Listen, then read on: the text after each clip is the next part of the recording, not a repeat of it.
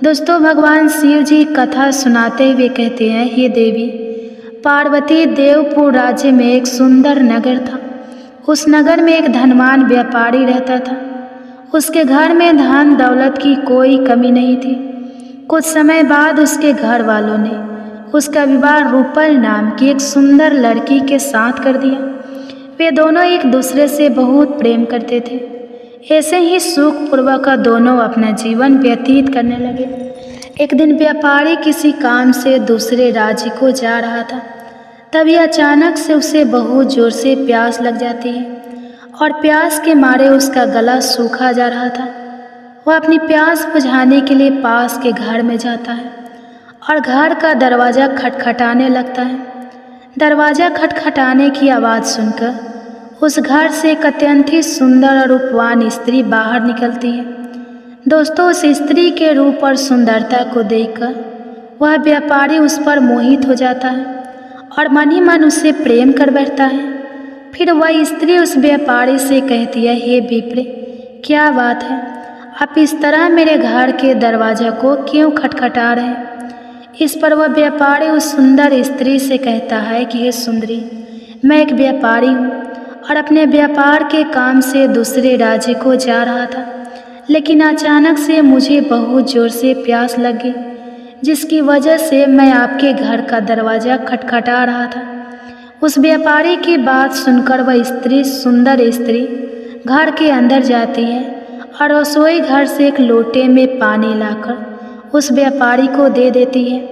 फिर वह व्यापारी उस सुंदर स्त्री का धन्यवाद करता है और अपने गंतव्य स्थान के लिए चला जाता है और वह स्त्री अपने घर का दरवाज़ा बंद कर लेती है। लेकिन इतने में ही दोपहर से शाम होने लगती है। तब वह व्यापारी फिर से उस सुंदर स्त्री के घर का दरवाज़ा खटखटाने लगता है। दरवाजे की आवाज़ सुनकर वह सुंदर स्त्री घर से बाहर निकलती है और उस व्यापारी को अपने द्वार पर दोबारा खड़ा देखकर कहती है, हे विप्र, अब क्या बात है, अब आप मेरे घर का दरवाज़ा क्यों खटखटा रहे हैं? फिर वह व्यापारी उस सुंदर स्त्री से कहता है, हे सुंदरी, मैं इसलिए दरवाजे को खटखटा रहा था क्योंकि अभी रात हो गई है और मुझे रात में बहुत डर लगता है, इसलिए क्या मैं आज की रात आपके घर में ठहर सकता हूँ?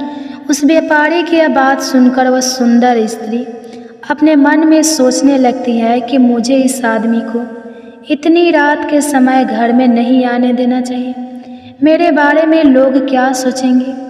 लेकिन यह आदमी मुझे देखने में शरीफ लग रहा है। चलो इसे घर में रुकने के लिए जगह दे देती हूँ। इतनी रात को यह कहाँ जाएगा?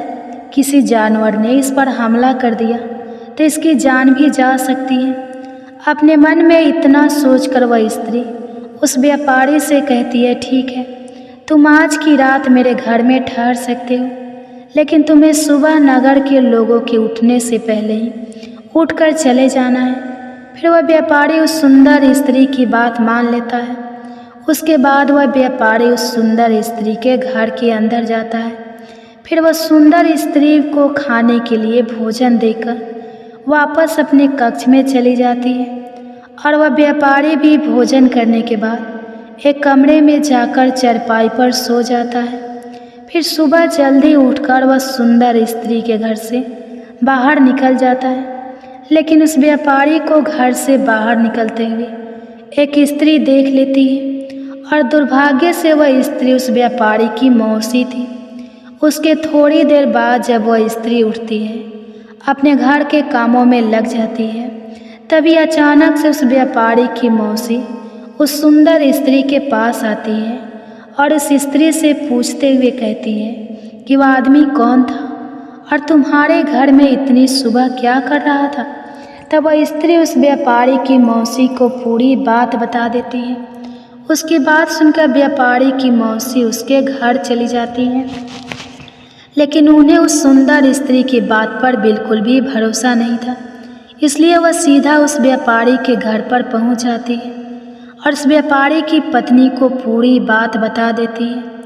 यह बात सुनकर व्यापारी की पत्नी को अपने पति पर शक होने लगता है कि उसके पति का उस स्त्री के साथ कोई संबंध है। फिर उसकी मौसी वहाँ से वापस लौट आती है। उसके बाद जब व्यापारी अपने घर वापस लौटता है और दरवाज़ा खटखटाने लगता है, तब उसकी पत्नी क्रोध में आकर घर के दरवाजे को खोलती है और पति से बिना कुछ कहे ही घर के अंदर चली जाती है। अपनी पत्नी से इस व्यवहार को देखकर वह व्यापारी बड़े ही आश्चर्य में पड़ जाता है, क्योंकि उसकी पत्नी पहले ऐसा कभी नहीं करती थी। फिर वह व्यापारी अपनी पत्नी के पास जाता है और कहता है, हे प्रिय, क्या बात है, तुम इतना क्रोधित क्यों हो रही हो? मुझे बताओ, मैं तुम्हारी उस समस्या का निवारण अवश्य करूँगा। अपने पति की बात सुनकर उसकी पत्नी उससे कहती है, सुना है कि आप कल किसी स्त्री के घर पर रुके हुए थे, आप मुझसे क्या छिपा रहे हैं? तब वह व्यापारी अपनी पत्नी से कहता है कि हे प्रिय, कल रात हो गई थी, इसलिए मुझे उस स्त्री के घर में एक रात व्यतीत करना पड़ा। तुम्हें तो पता है ही कि मुझे अंधेरा में कितना डर लगता है। बस यही इतनी सी बात है। मेरा उस स्त्री के साथ कोई भी संबंध नहीं है। लेकिन अपने पति की बात सुनकर भी उसे विश्वास नहीं हो रहा था और वह यही बात बार बार कह रही थी कि अगर तुम्हें अंधेरे से भय लगता है तो तुम किसी और के घर पर नहीं रुक सकते थे। मुझे तो लगता है कि तुम्हारा उस स्त्री के साथ जरूर कोई ना कोई संबंध है जिसे तुम मुझे नहीं बता रहे हो। इसी बात को लेकर वह व्यापारी और उसकी पत्नी आपस में लड़ते रहे। यह बात यहीं तक नहीं रुकी, बल्कि यह बात यहाँ तक पहुँच गई कि वे दोनों एक दूसरे को छोड़ने के लिए तैयार हो गए। फिर उन दोनों ने एक दूसरे को छोड़ दिया और एक दूसरे से अलग अलग रहने लगे। उसकी पत्नी अपने मायके में जाकर रहने लगी, वह व्यापारी अपने व्यापार का काम करने लगा। लेकिन जब भी वह व्यापारी वापस अपने घर पर आता था, वह बहुत ही उदास हो जाता था। उधर उसकी पत्नी का भी मायके में मन नहीं लग रहा था। वे दोनों एक दूसरे को बहुत याद कर रहे थे। फिर एक दिन संयोगवश से दोनों वापस एक दूसरे से मिलते हैं और दोबारा से अपना जीवन व्यतीत करने लगते हैं। लेकिन अब उसकी पत्नी को अपने पति से घृणा होने लगी थी और झूठ मूठ का उसकी पत्नी उससे प्रेम करती है। दोस्तों, भगवान शिव जी कहते हैं, हे देवी पार्वती, ऐसे ही दिन गुजर रहे थे। लेकिन उसके कुछ दिनों बाद जब वह व्यापारी अपने व्यापार के कार्य से कहीं गया हुआ था, तो उसकी पत्नी घर पर अकेली थी और स्नान करके अपने बालों को सुखा रही थी।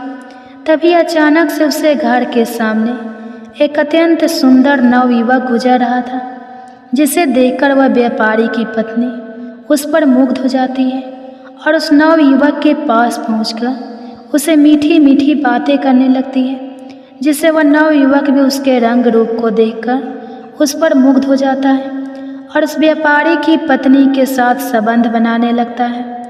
ऐसे ही कई दिन बीत जाते हैं। फिर जब चौथ आता है, तब वह स्त्री अपने पति के लिए करवा चौथ का व्रत रखती है। लेकिन वह अपने पति से चोरी छिपे भोजन कर लेती है और उसके मन में अपने पति के प्रति हीन भावना थी, इसलिए वह ऐसा कर रही थी। और करवा चौथ का व्रत पूरा करने के बाद जैसे ही व्यापारी अपनी पत्नी को अपने हाथों से पानी पिलाने वाला होता है, तभी अचानक से वह व्यापारी जमीन पर मूर्छित होकर गिर जाता है। यह अनोखा दृश्य देखकर व्यापारी की पत्नी बहुत ही भयभीत हो जाती है और अपने पति को उठाने लगती है।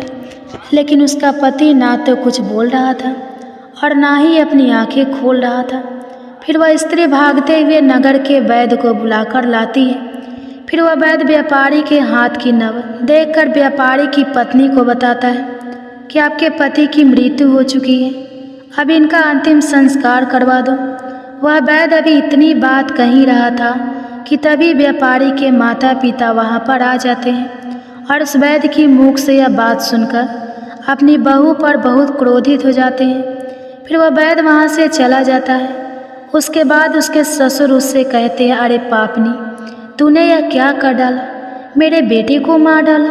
तूने अवश्य ही कोई पाप कर्म किया है जिसका फल आज मेरा पुत्र भुगत रहा है, इसलिए अब तू मेरे घर में नहीं रह सकती है। तब व्यापारी की पत्नी अपने ससुर से कहती है कि नहीं नहीं पिताजी, मैंने ऐसा कुछ भी नहीं किया और अगर आप मुझे घर से निकाल देंगे तो मैं कहाँ जाऊँगी, किसके सहारे अपना जीवन यापन करूँगी। फिर उस व्यापारी के पिता उससे कहते हैं, अरे दुराचार औरत, तू कहीं पर भी जाकर मर जा, लेकिन अब तू मेरे घर में बिल्कुल भी नहीं रह सकती है। चाहे तो किसी नदी में कूदकर अपने प्राण त्याग दे, हमें इससे कोई फर्क नहीं पड़ेगा। व्यापारी की पत्नी से इतना कहकर वह उसे घर से धक्का मारकर बाहर निकाल देते हैं। फिर व्यापारी की पत्नी वहाँ से एक वन की तरफ जाने लगती है और उधर उस व्यापारी के माता पिता दुखी मन से अपने पुत्र का अंतिम संस्कार कर देते हैं। इधर व्यापारी की पत्नी वन के अंदर जा ही रही थी कि तभी अचानक से वह देखती है कि एक सन्यासी महात्मा एक बड़े से वृक्ष के नीचे बैठकर ध्यान साधना में लीन है। सन्यासी महात्मा को देखकर व्यापारी की पत्नी महात्मा जी के पास पहुंच जाती है और जोर जोर से विलाप करने लगती है। उसके विलाप की आवाज़ सुनकर महात्मा जी अपनी आंखें खोलते हैं और उस व्यापारी की स्त्री से कहते हैं, हे पुत्री, क्या हुआ। तब वह स्त्री महात्मा जी को पूरी बात बता देती है। फिर वे सन्यासी महात्मा अपनी दिव्य दृष्टि से उस व्यापारी की पत्नी के जीवन में घटित सभी घटनाओं का दृश्य देख लेते हैं। उसके बाद अपनी आंखें खोलते हैं। तब व्यापारी की पत्नी महात्मा जी से कहती है, हे मुनिवर, क्या हुआ, आप कुछ बोल क्यों नहीं रहे। उस व्यापारी की पत्नी की यह बात सुनकर सन्यासी महात्मा उससे कहते हैं, हे पुत्री, तुम्हारे एक पाप कर्म की वजह से आज तुम्हारे पति की मृत्यु हो गई है। तुम्हें याद है ना कि जब एक दिन तुम्हारा पति व्यापार के काम के लिए दूसरे नगर गया हुआ था और वहाँ एक स्त्री के घर में रुक गया था। फिर जब तुम्हारा पति उस स्त्री के घर से बाहर निकल रहा था, तब तुम्हारी मौसी ने उस स्त्री के घर से निकलते हुए देख लिया था और तुम्हें सारी बात बता दी थी, जिसके कारण तुम अपने पति से बुरा व्यवहार करने लगी थी और अपने पति के प्रति बदले की भावना लेकर तुम अपने मन में सोचने लगी थी कि मेरे पति का जरूर उस स्त्री के साथ संबंध है। इसलिए तुम एक दिन अपने मन में बदले की भावना लेकर स्नान करके बाल सुखा रही थी। तभी अचानक से तुम एक नव युवक को देखकर उस पर मुग्ध हो गई और उसके साथ संबंध बनाने लगी। फिर जब करवा चौथ का व्रत आया, तब तुमने अपने पति के लिए झूठा व्रत किया, क्योंकि तुमने अपने पति से चोरी छिपे भोजन कर लिया था और माता चौथ का अपमान किया। और यही नहीं, तुमने पराये पुरुष से संबंध भी बनाया था। इसलिए आज तुम्हारे पति की मृत्यु हो गई है और इन सभी पापों की वजह से तुम्हारी ऐसी हालत हो गई है। ऐसी स्त्रियों को भूल कर भी करवा चौथ का व्रत नहीं रखना चाहिए।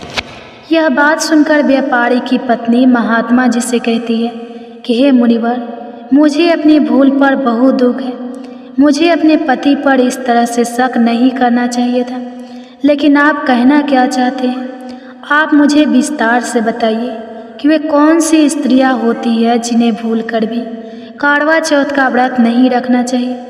तब वे सन्यासी महात्मा व्यापारी की पत्नी से कहते हैं, तो सुनो, शास्त्रों के अनुसार करवा चौथ का व्रत पति और पत्नी के आपसी प्रेम और विश्वास को मजबूत बनाने वाला पवित्र व्रत होता है।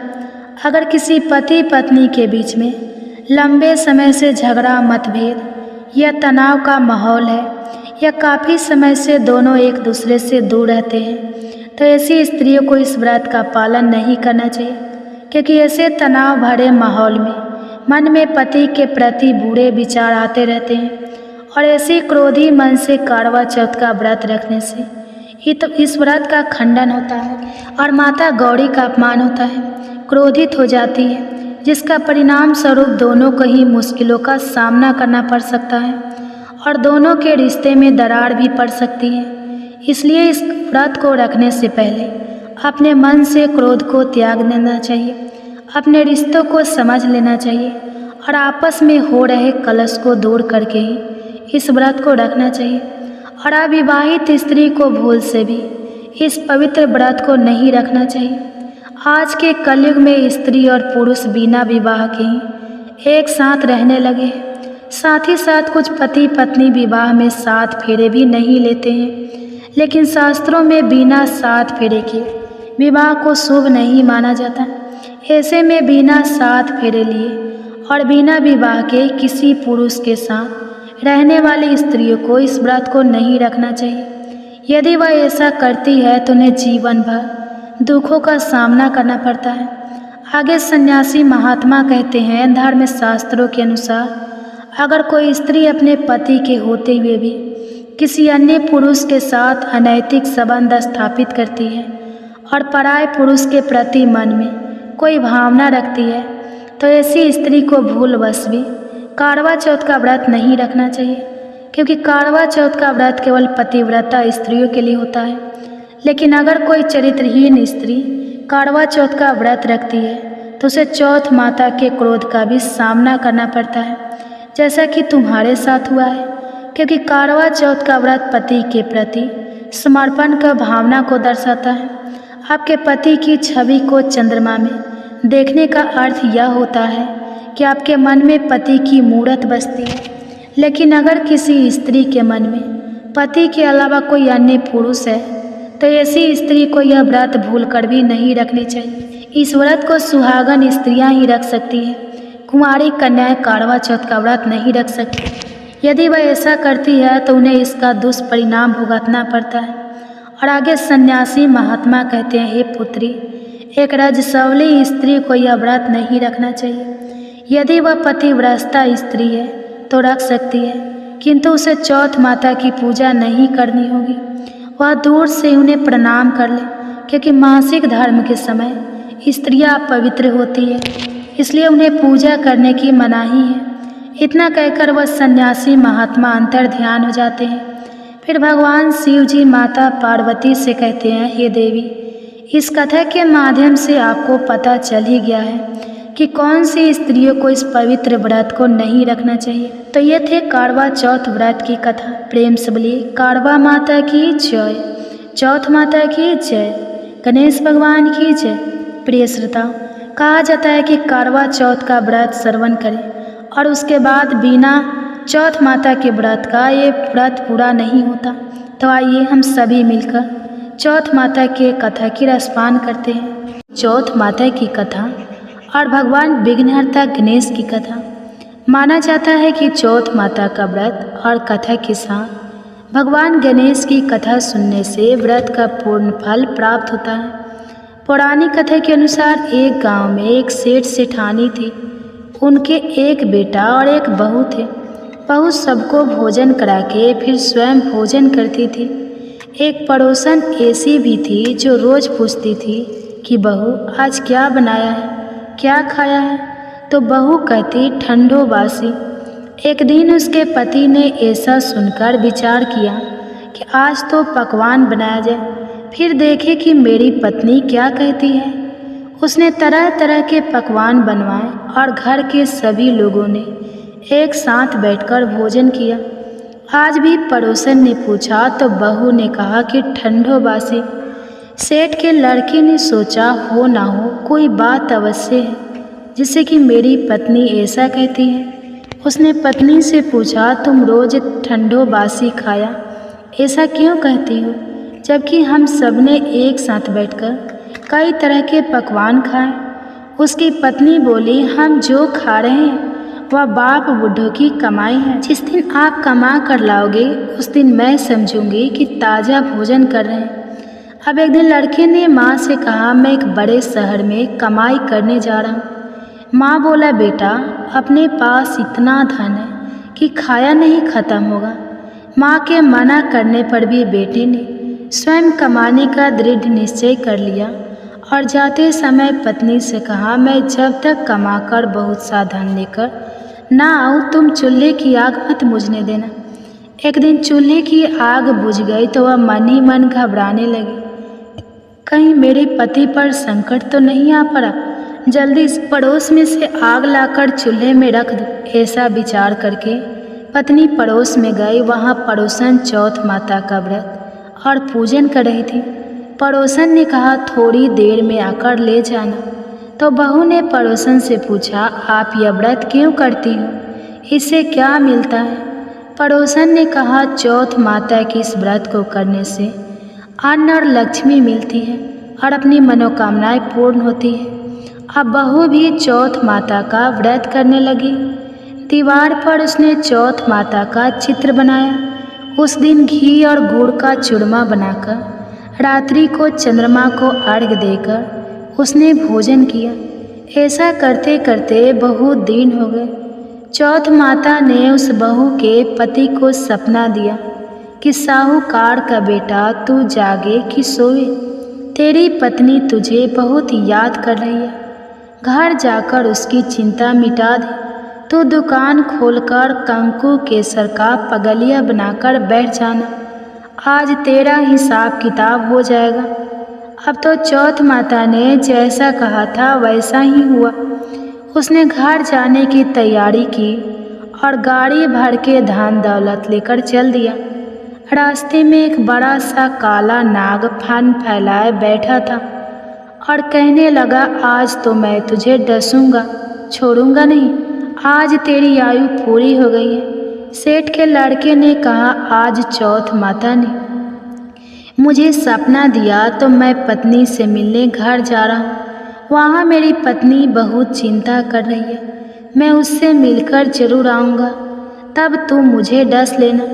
नाग ने कहा, तुम शपथ पूर्वक कह कर खाओ तो मैं तुम्हें जाने दूंगा, परंतु लौट कर नहीं आए तो तुम्हारे घर आकर मैं तुम्हें डस लूँगा।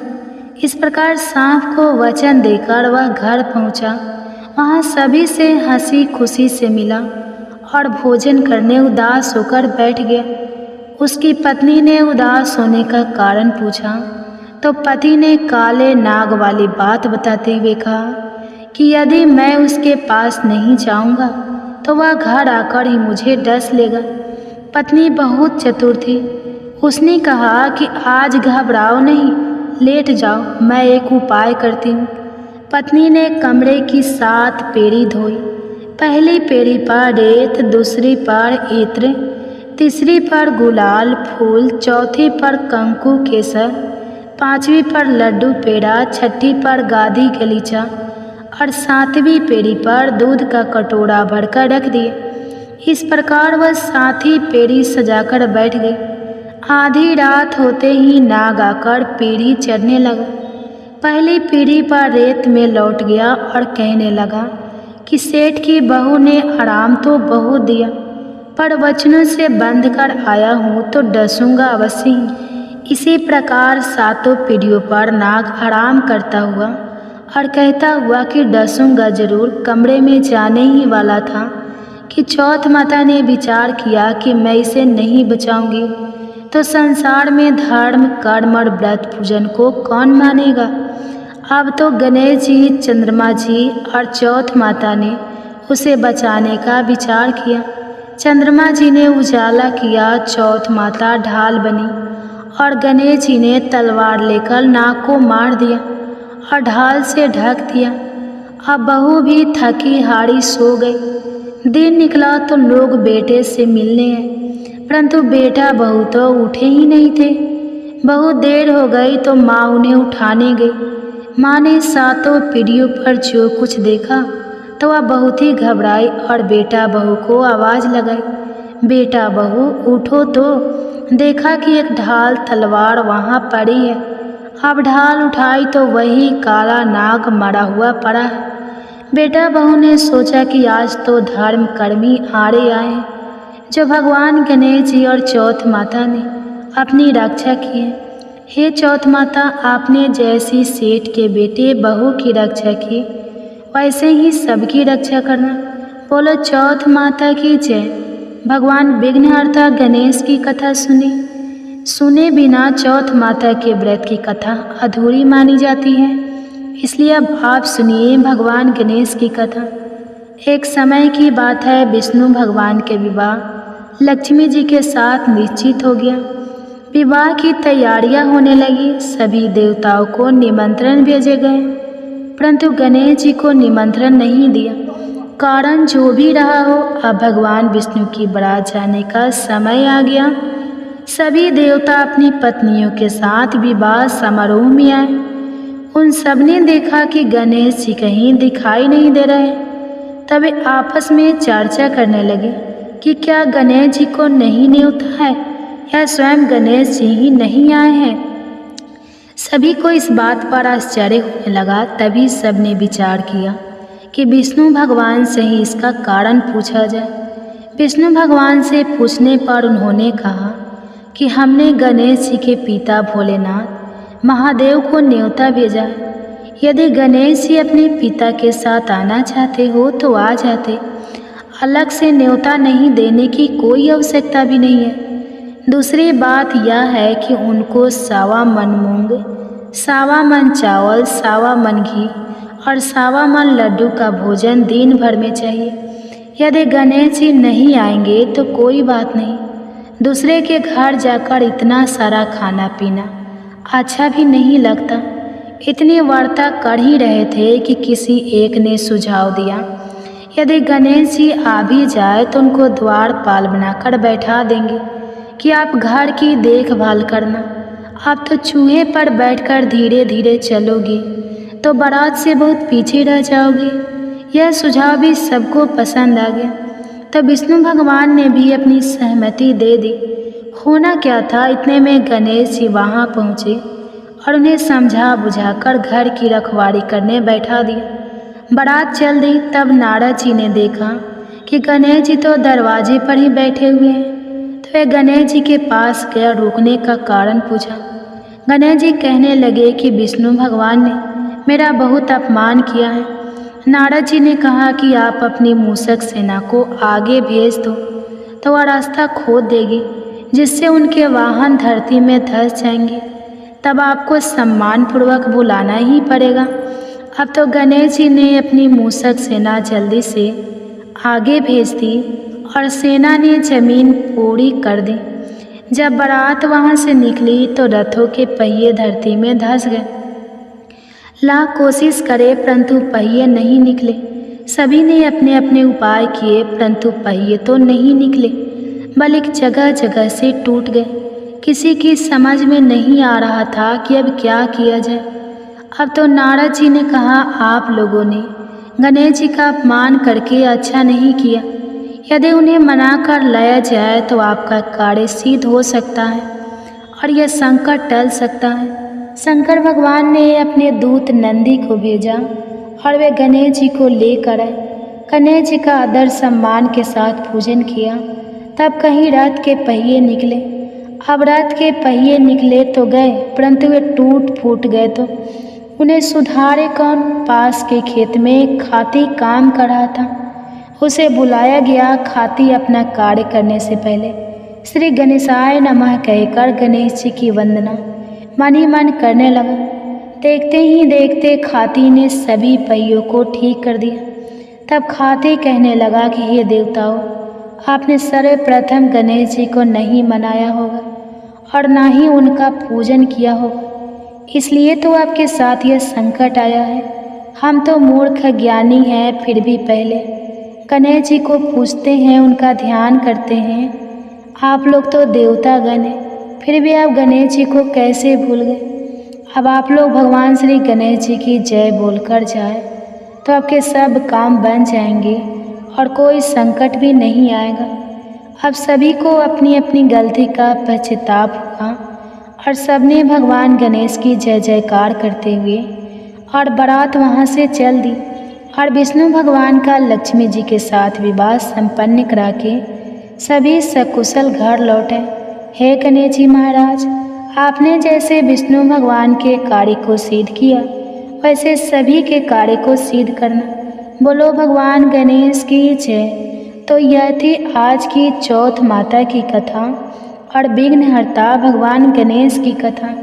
आज की कथा अच्छी लगे तो वीडियो को लाइक करना मत भूलिएगा और कमेंट्स में चौथ माता की जय और भगवान गणेश की जय भी लिखिएगा और हमारे चैनल को भी सब्सक्राइब करिएगा।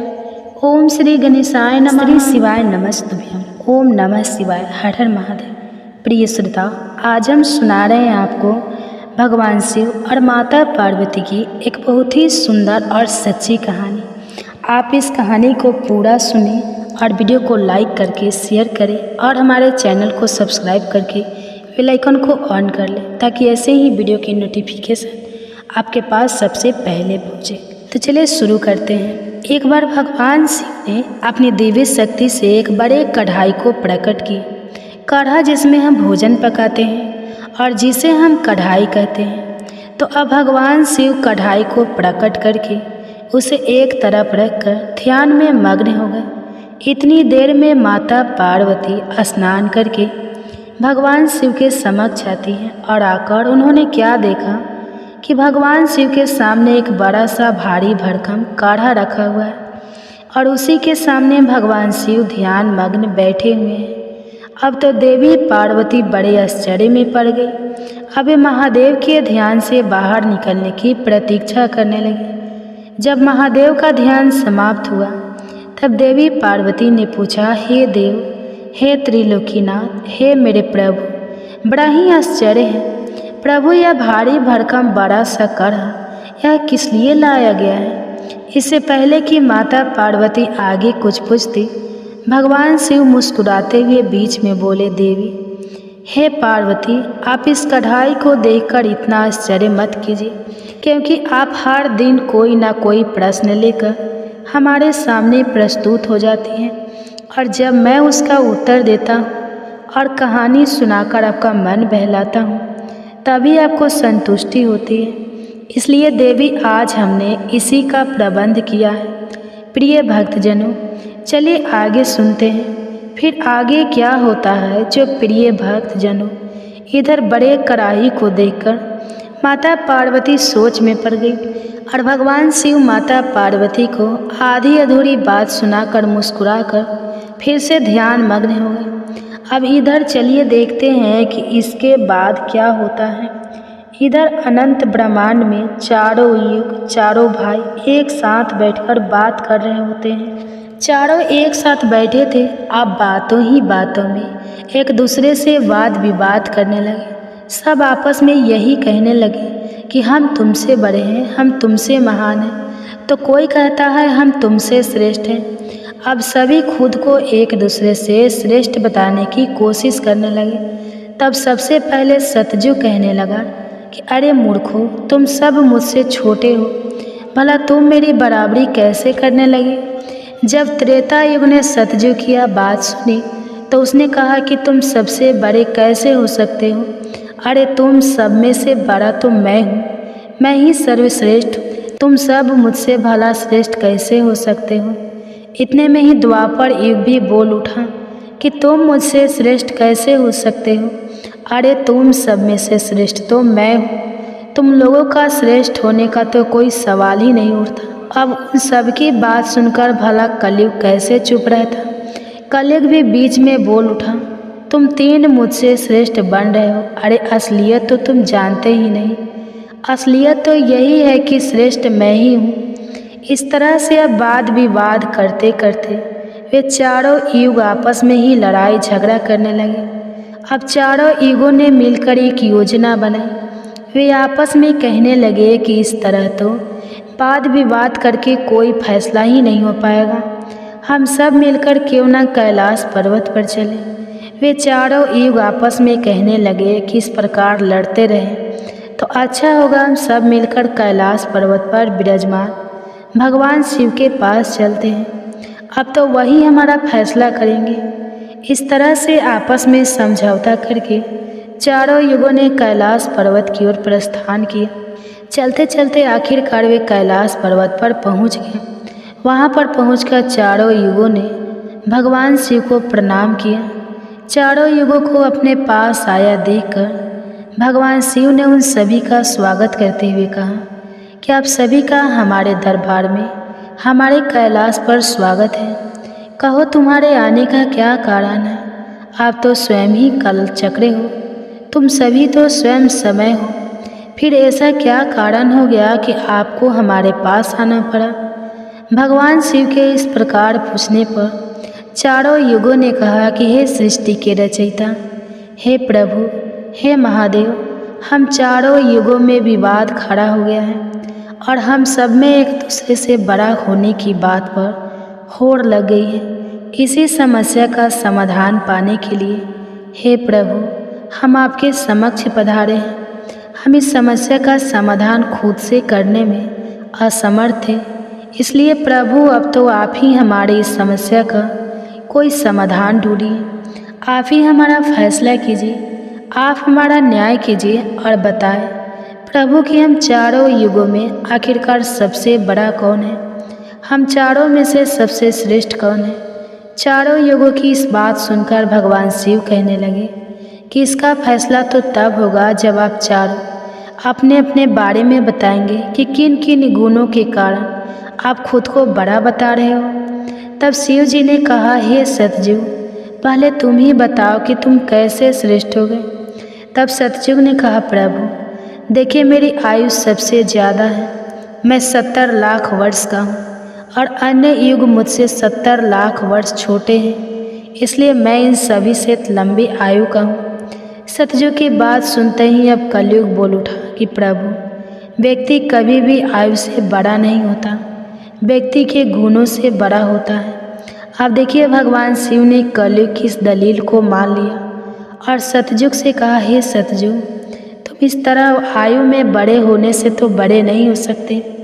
भगवान शिव की यह बात सुनकर सतयुग ने कहा, प्रभु मेरे युग में जो भी व्यक्ति हुए हैं वह तो बड़े ही बलवान हुए हैं, बहुत ही पराक्रमी थे, वह पृथ्वी तक को उठा ले जाए, ऐसे पराक्रमी और बलराम बलवान थे। और जब मेरा राज्य था तब उसमें भगवान श्री हरि विष्णु ने भी कई अवतार धारण किए थे। वराह अवतार भी मेरे ही काल में हुआ था, नरसिंह अवतार भी मेरे ही युग में हुआ था, यहाँ तक कि प्रभु मत्स्य अवतार भी तो मेरे ही युग में हुआ था।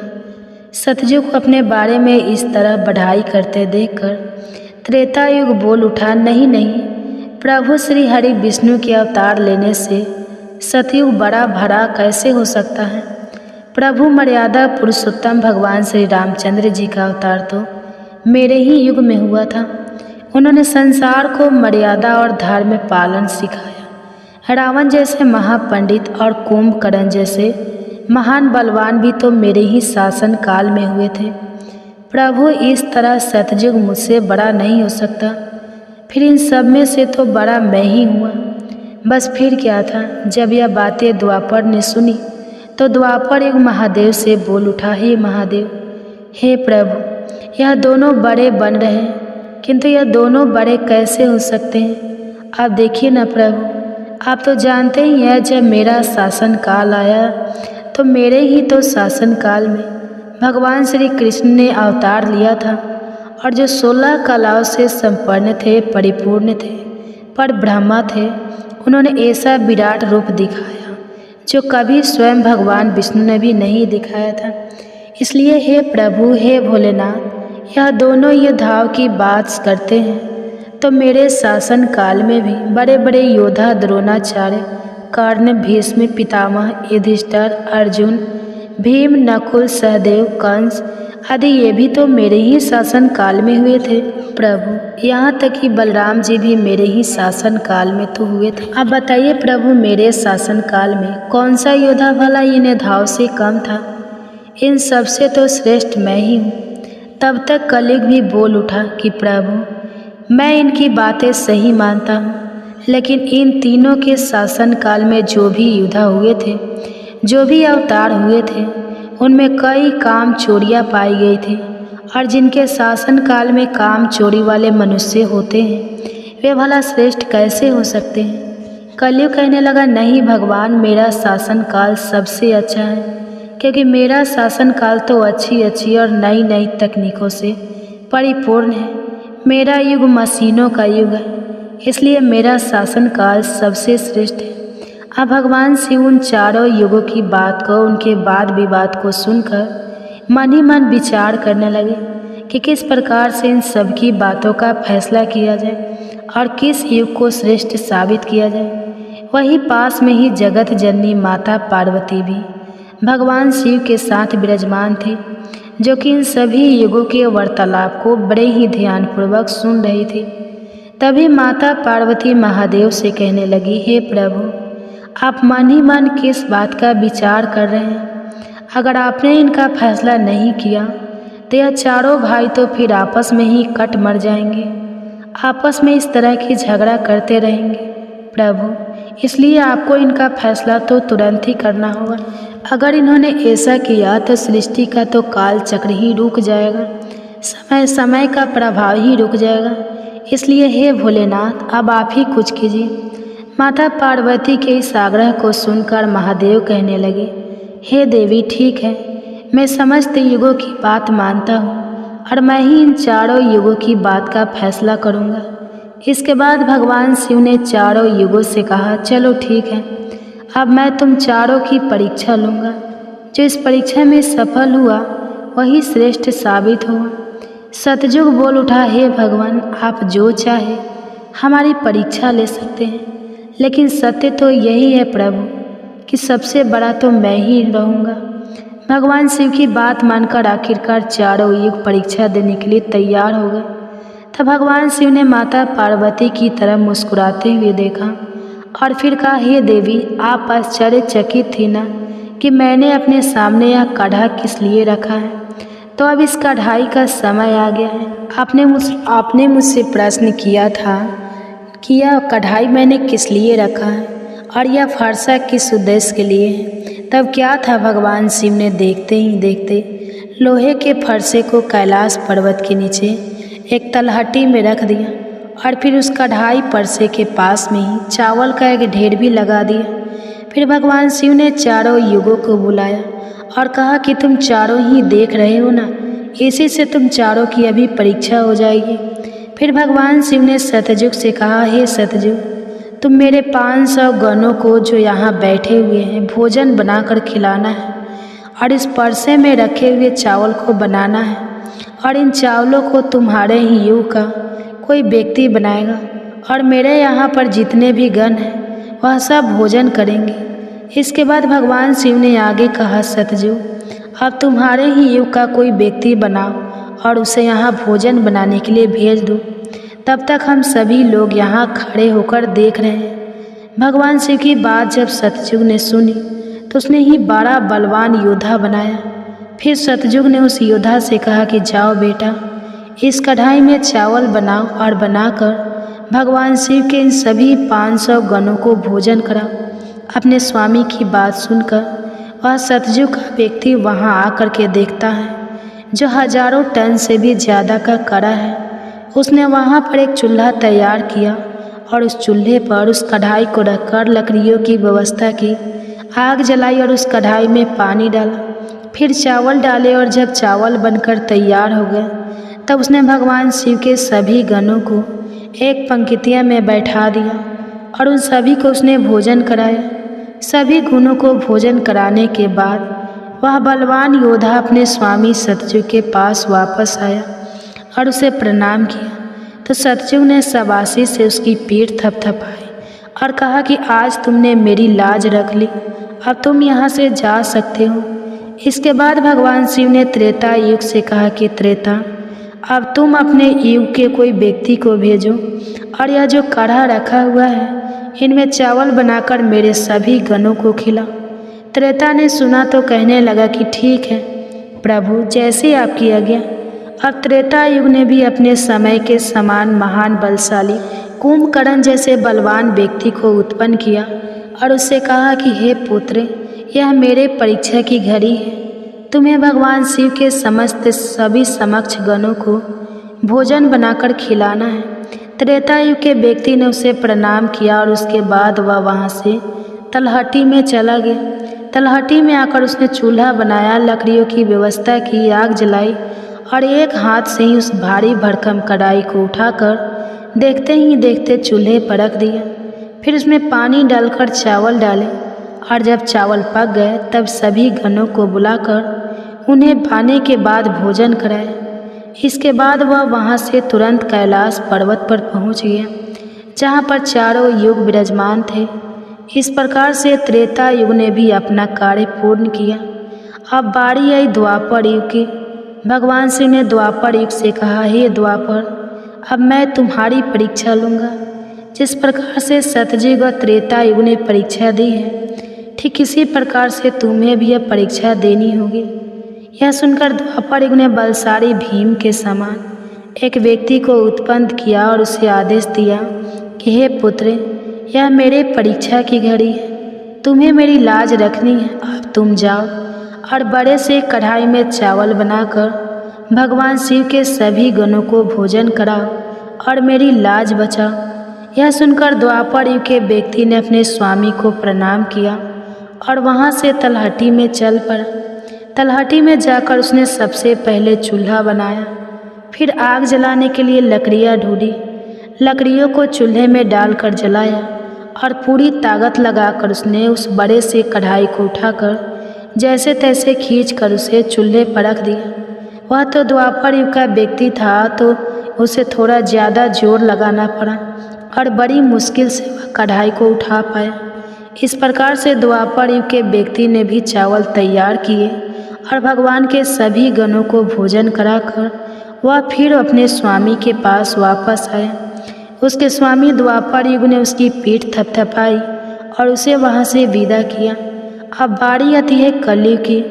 तब भगवान शिव कहते हैं, हे कलयुग, अब तुम्हारी बारी है। तुम उस कढ़ाई का वजन देख रहे हो ना, उसका वजन कम नहीं होगा, उसका वजन उतना ही रहेगा, हजारों टन का। लेकिन अब तुम्हें परीक्षा देनी है। तुम तो मानने को तैयार ही नहीं थे कि तुम सबसे छोटे हो, लेकिन तुमने माना ही नहीं। तुम्हारे युग के आदमी की आयु भी मात्र 100 वर्ष की है। सतयुग की आयु 1,00,000 वर्ष होती है, त्रेता युग में 10,000 होती है और द्वापर में 1,000 होती है। और हे कलयुग, तुम्हारे शासन में तो मात्र 100 वर्ष की आयु है। तुम्हारा आदमी भी छोटा होता है। जब भगवान शिव की बातें कलयुग ने सुनी तो कलयुग कहने लगा कि ठीक है प्रभु, मैं आपकी बात मानता हूँ, लेकिन आप मुझे पहले ही इस तरह से कहकर हताश मत कीजिए। प्रभु, आप तो एक न्यायकर्ता हैं, आपको सभी को बराबर मौका देना चाहिए। भगवान शिव कहने लगे, हे कलयुग, यह कढ़ाई देख रहे हो, हजारों टन का है। वहाँ चावल रखा है, हजारों किलो टन के हैं। और हे कलयुग, तुम्हारा व्यक्ति क्या यह काम कर पाएगा? कलयुग ने कहा, ठीक है प्रभु, अब आप मेरी करनी भी देखिए। कलयुग की बातें सुनकर तीनों युग उस पर हंसने लगे। भगवान शिव भी कलयुग की बातें सुनकर बड़े ही आश्चर्यचकित थे। अब कलयुग ने भगवान शिव से आज्ञा लेकर बड़े ही बुद्धिमान व्यक्ति को पैदा किया, जो बड़ा ही दिव्य व्यक्ति था। वह बहुत ही बुद्धिमान और सर्वगुण संपन्न था। इस तरह के गुणवान व्यक्ति को कलयुग ने पैदा किया और पैदा करने के बाद वह उस व्यक्ति से कहने लगा कि मेरे बेटे, अब तुम ही अपनी शक्ति दिखानी है। कठिन परीक्षा का समय है। यदि तुम इसमें सफल हो गए तो मैं चारों युगों में सबसे छोटा हो जाऊंगा। कलयुग की बात सुनकर वह व्यक्ति अपने महाराज से कहने लगा, हे महाराज, इस एक कढ़ाई की बात करते हैं, आप इसे हजारों कढ़ाई भी अगर मेरे सामने आ जाए तो वह भी मेरे सामने कुछ नहीं है। जब उस कलयुग के व्यक्ति की यह बातें तीनों युगों ने सुनी तो वे उस पर हंसने लगे। अब वे हंस हंस कर आपस में कहने लगे कि आज एक छोटा सा आदमी जिसकी लंबाई मात्र 3 हाथ है, यह भला क्या कर लेगा, जबकि हम युगों की लंबाई तो बहुत अधिक है। प्रिय भक्तजनों, यह बात तो बिल्कुल सत्य है कि सतयुग के लोगों की लंबाई 21 हाथ और त्रेता युग के व्यक्ति की लंबाई 14 हाथ थी और द्वापर युग के व्यक्ति की लंबाई 7 हाथ थी। और अब कलयुग के व्यक्ति की लंबाई तो मात्र 3 हाथ ही होती है। तीनों युग अब बड़ी जोर जोर से कलयुग पर हंस रहे थे। इधर कलयुग का आदेश पाकर वह कलयुगी व्यक्ति उस तलहटी में गया। तलहटी में आकर उसने देखा कि कढ़ाई का वजन तो सचमुच बहुत ही ज़्यादा है, इसे मैं आसानी से उठा नहीं पाऊंगी। तो उस व्यक्ति ने दिमाग लगाया और उस कढ़ाई के नीचे मिट्टी खोदना शुरू कर दिया। कढ़ाई तो उसने हिलाया तक नहीं, बल्कि उस कढ़ाई को बिना हिलाए डुलाए उसके नीचे एक भट्ठी तैयार कर दी। अब उसे लकड़ियाँ ढूंढने में भी ज़्यादा समय नहीं लगाना पड़ा, क्योंकि वहीं पर कुछ अधली लड़कियाँ पड़ी हुई थी। वह कलयुग का व्यक्ति कितना दिमाग वाला था, उसने कुछ भी नहीं किया, कढ़ाई के नीचे भट्ठी खोद दी और उसी में आग जला दी। चावल को कढ़ाई में डाल दिया और चावल में पानी डाल दिया। चावल इस प्रकार पककर तैयार हो गया। तब उसने भगवान शिव के 4 गणों को बुलाया और उन गणों से कहा कि आप मेरा साथ दीजिए और इन चावलों को आपस में परोस लीजिए। यह बात सुनते ही भगवान शिव के 4 हष्ट-पुष्ट गण चल देते हैं और देखते ही देखते कतार में बैठे सभी शिवगणों को उन 4 विशाल गणों ने चावल परोस दिए। इस प्रकार सभी गणों ने भोजन कर लिया। तब कलयुग के व्यक्ति ने उन 4 गणों से कहा कि अब आप सभी भोजन कर सकते हैं। तब कलयुग के उस व्यक्ति ने उन 4 गणों को भी भोजन कराया, फिर उस कढ़ाई को साफ किया और कढ़ाई को वहीं छोड़ दिया। इस तरह उसका काम भी पूरा हो गया। अब कलयुग का वह व्यक्ति भी अपने स्वामी के पास कैलाश पर्वत पर आ गया और कहने लगा कि हे प्रभु, मैंने आपका काम कर दिया है। कलयुग ने यह सुना तो बहुत खुश हुआ। तब उसने उस कलयुगी व्यक्ति की पीठ थपथपाई, फिर कहा कि हे पुत्र, तुमने बहुत अच्छा काम किया और इस परीक्षा की घड़ी में मेरा साथ दिया। ऐसा कहकर कलयुग ने उस व्यक्ति को वहाँ से विदा कर दिया। इसके बाद कलयुग ने हाथ जोड़कर भगवान शिव से कहा, हे भगवान, अब आप ही निर्णय कीजिए कि हम सब में से बड़ा कौन है। भगवान शिव कहने लगे कि मैंने तुम चारों युगों की बहुत अच्छे से परीक्षा ली। जब सतयुग की बारी आई तो उसने चूल्हा बनाया, उस पर कढ़ाई रखा, आग जलाई, चावल डाला, पानी डाला। फिर चावल पक गए तो उसने मेरे गणों को बिठाकर उसने स्वयं उन्हें भोजन परोसा, उन्हें खिलाया और अपना कार्य पूरा किया। जब त्रेता और द्वापर की बारी आई तो उन्होंने भी बिल्कुल ऐसा ही किया। अब बारी थी कलयुग की। शायद तुमने देखा नहीं कि मात्र 3 हाथ का व्यक्ति, जिसकी बुद्धि देख लीजिए, ये कढ़ाई कितनी भारी भरकम और बड़ी थी। उसकी बुद्धि देखो, उसने उस कढ़ाई में चावल बना दिए जिस कढ़ाई को वह हिला तक नहीं सकता था। और मेरे इतने गण थे, अगर वह व्यक्ति बाल्टियों से चावल परोसता तो शायद वो परेशान हो जाता। अब देखिए उसकी बुद्धि, उसने उतने में ही 4 गणों को अपनी सहायता के लिए बुलाया और उन 4 गणों को भोजन परोसा और स्वयं बैठा रहा। और ऊपर से उसने बिना हाथ लगाए उस कढ़ाई को भट्ठी पर भी रखा था। यह कितना बुद्धिमान व्यक्ति था और इसलिए यह युग भी बहुत बुद्धिमान हुआ। तब भगवान शिव ने उन चारों युगों से कहा कि कलयुग बुद्धिमान व्यक्ति का युग होगा। तुम सब जैसा शासन करते आए हो, चलो ठीक है, तुम सब की धर्म और निष्ठा भी रही है, सभी ने धर्म का अच्छे से पालन भी किया है, चलो ठीक है। लेकिन तुम्हारे युग के व्यक्तियों में बुद्धि का अभाव था, जिन्होंने कभी अपनी बुद्धि का उपयोग नहीं किया। अब देख लो, रावण और कुंभकर्ण जैसे असुर ने भगवान विष्णु के अवतार को ही नहीं पहचाना और अज्ञानता व शून्य से ही युद्ध कर बैठे। और कारण यह हुआ कि वे युद्ध में मारे गए। अगर उन्हें बिल्कुल भी अपनी बुद्धि का प्रयोग किया होता तो उनका इस प्रकार सर्वनाश नहीं होता। इसलिए हे चारों युगों, आने वाले कलयुग के राज्य में ऐसे ही बुद्धिमान व्यक्ति देखने को मिलेंगे। ऐसी ही तकनीक, ऐसी ही मशीनें बनाएंगे जिससे वे बैठे बैठे ही सारा काम कर सकते हैं, बैठे बैठे ही कोई भी काम कर सकते हैं।